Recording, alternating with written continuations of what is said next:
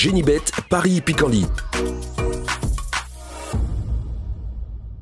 En ce moment, profitez de 250 € de bonus de bienvenue.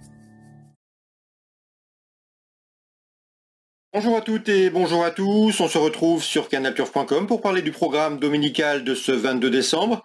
Une réunion de dimanche à Vincennes de gala avec deux groupes à l'affiche, les Critérium Continental et Prix Ténor de Baude, lesquels délivrent à leurs lauréats un billet qualificatif pour le prochain Prix d'Amérique. Et c'est d'ailleurs ce Critérium Continental, une épreuve pour les 4 ans qui servira de support au pari et la carte, c'est-à-dire au Quintet Plus Top 5 Génibet du jour.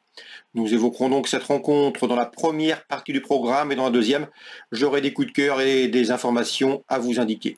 Je vous invite également, comme d'habitude, à partager ce programme, le liker. Vous en avez désormais l'habitude. Vous êtes nombreux à le faire et nous vous en remercions.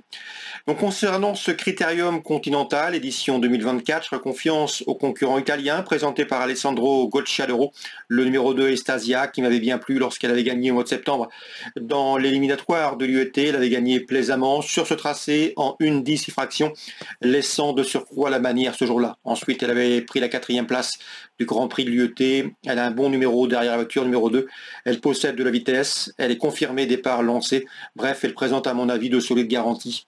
Je lui poserai principalement le numéro 4, Executive Heka, qui dépend du meilleur entraînement. Un cheval qui a déjà bien fait à Vincennes, qui, dans ce lot, me semble en mesure de jouer également les premières places, d'autant qu'il est confié à Eric Raffin et sera pieds nus pour ce rendez-vous. Mais vaut donc lui accorder du crédit. Ensuite, j'ai retenu les chevaux qui ont brillé dans le dernier critérium des 4 ans, à savoir numéro 3, Keep Going, le 1, Cocktail du Dain, l'un des plus argentés de la course, et numéro 16, Exar. Ces trois-là se classaient respectivement 1er, 2e et 3e du critérium des 4 ans disputé courant septembre sur plus long. Mais le raccourcissement de distance ne les dérange pas. Concernant le numéro 16, Exar, à mon avis, lui qui sera pieds nus pour ce rendez-vous n'aura contre lui que son numéro 16 en 2e ligne et en dehors, derrière la voiture. Sachez également que le numéro 1, Coquet du Dain, affiche près d'1 million d'euros de gains. Il en compte actuellement plus de 963 000 €.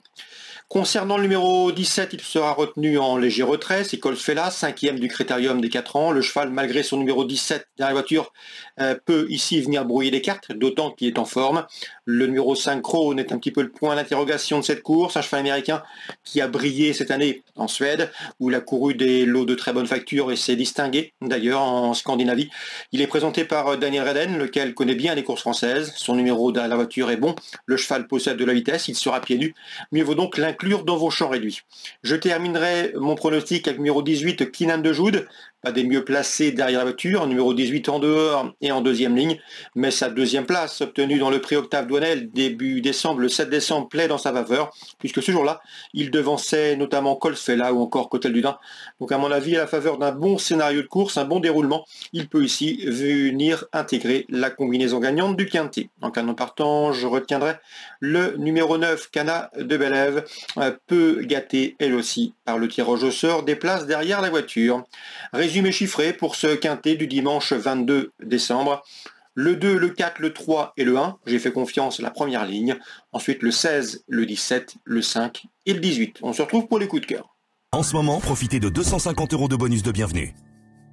Voici désormais mes différentes informations pour ce programme du dimanche 22 décembre. Concernant Vincennes, dans l'épreuve d'ouverture, je vous recommande le 111 Jacaranda, qui a gagné plaisamment lors de ses 2 dernières prestations entre montées, notamment une victoire plaisante en 1/12 fraction sur 2700 mètres, qui sera ici pieds nus. L'engagement est bon. Ce 111 Jacaranda devrait une nouvelle fois répondre présent.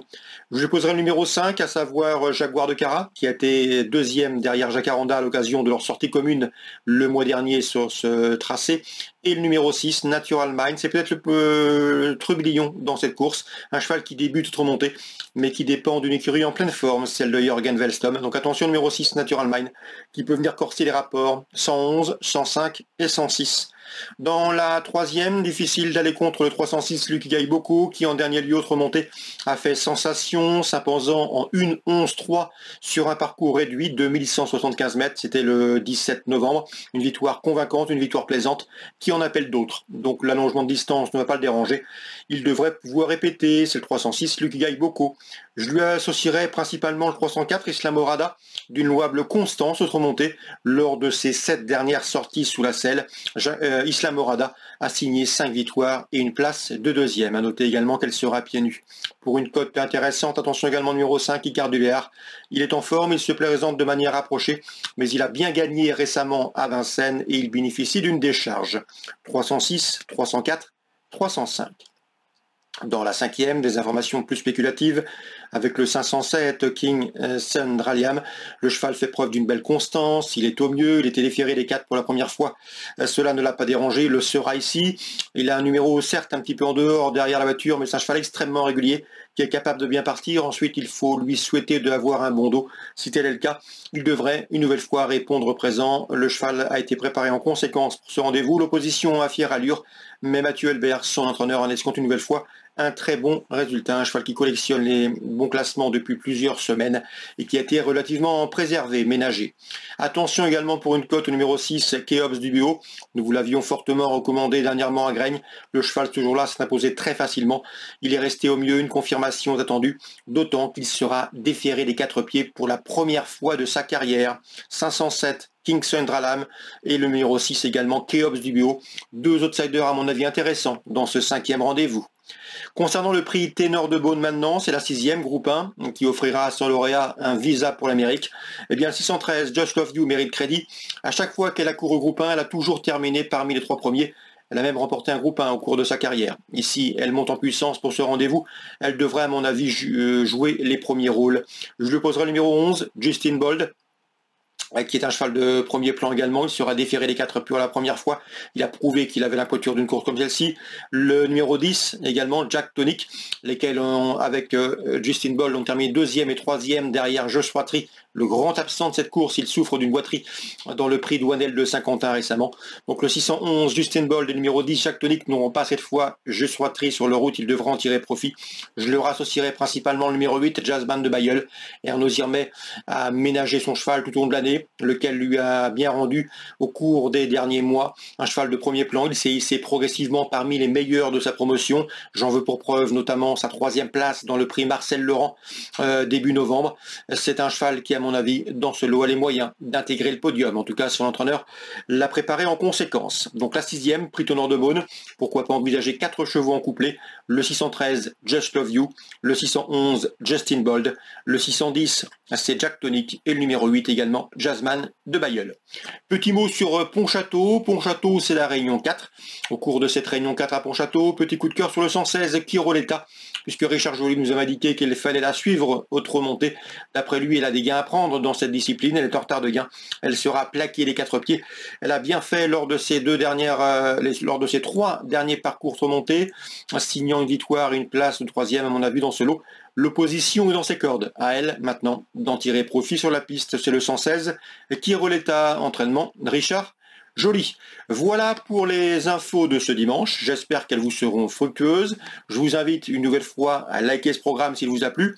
Et je vous informe également que je m'accorde quelques jours de congé. Donc on se retrouvera fin décembre, début janvier pour de nouvelles vidéos sur canalturf.com. Génibet, Paris Picardie. En ce moment, profitez de 250 € de bonus de bienvenue.